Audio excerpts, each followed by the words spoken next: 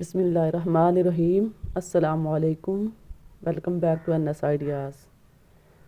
تو جی آج کا میرا موضوع یہ ہے کہ بہت زیادہ لڑکیاں جو گھر بیٹھ کر سلائی کا کام کرتی ہیں وہ ایک بزنس ہے۔ ان کو یہ آئیڈیا نہیں ہے کہ ہم اس بزنس کو کیسے چلائیں۔ وہ بس بک لیے جا رہی ہیں، سٹیچنگ کیے جا رہی ہیں، اس سے بس صرف ایک کام لے کر چل رہی ہیں۔ آپ کو معلوم ہونا چاہیے کہ اگر آپ سٹیچنگ کا کام کر رہی ہیں تو آپ کو اسے کیسے لے کر چلنا ہے۔ اس ویڈیو کو پورا ضرور دیکھیں کہ آپ کو پتہ چل سکے کہ آپ جو کام کر رہی ہیں یہ ایک بہت بڑا کاروبار ہے۔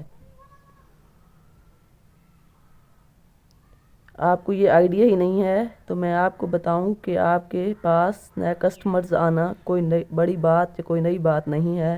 اگر آپ کے پاس آپ کا کوئی پرانا کسٹمر ٹھہر گیا ہے، ٹک گیا ہے، یہی بہت بڑی کامیابی ہے۔ نئے کسٹمر کا آنا جانا کوئی معنی نہیں رکھتا، بلکہ پرانے کسٹمر کا ٹھہر جانا ہی آپ کے لیے کامیابی کا باعث ہے۔ اگر پرانا کسٹمر آپ کے پاس بار بار آ رہا ہے اور کام لے رہا ہے تو یہی آپ کا پلس پوائنٹ ہے۔ نئے کسٹمرز آتے ہیں، چلے جاتے ہیں۔ آپ کے پاس پرانے کسٹمرز کا ٹکے رہنا آپ کا بزنس کے گرو ہونے کی نشانی ہے۔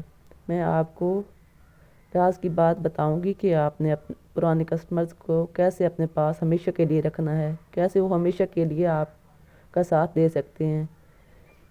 آگے چل کر میں آپ کو راز کی بات بتاؤں گی کہ آپ اپنے کسٹمر سے زیادہ پیسے کیسے نکلوا سکتے ہیں، اسے اپنے سے کیسے جوڑے رکھ سکتے ہیں۔ اس کے لیے اکثر لڑکیوں کے ساتھ ایسا ہوتا ہے کہ جب ان کے پاس کمپلینٹ آتی ہے تو وہ گھبرا جاتی ہیں کہ ہم اسے دوبارہ اس سوٹ کو ٹھیک کیسے کریں، یہ بہت مشکل ہے۔ تو نہیں، آپ نے اس سے معذرت بھی کرنی ہے اور اس غلطی کو ماننا بھی ہے۔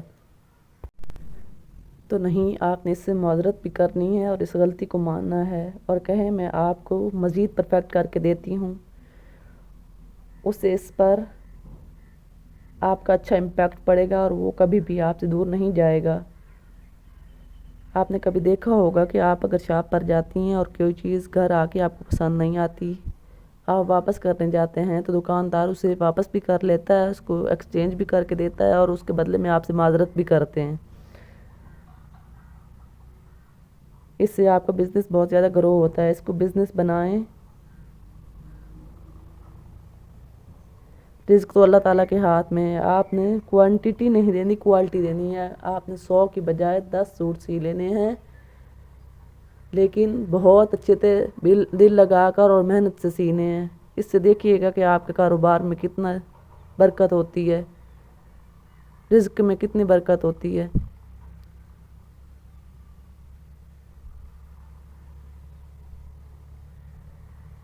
صرف 8-10 لوگ بنا لیں جو آپ کے پاس ریگولر آتے رہیں، زیادہ کی آپ کو کچھ ضرورت نہیں ہونی چاہیے۔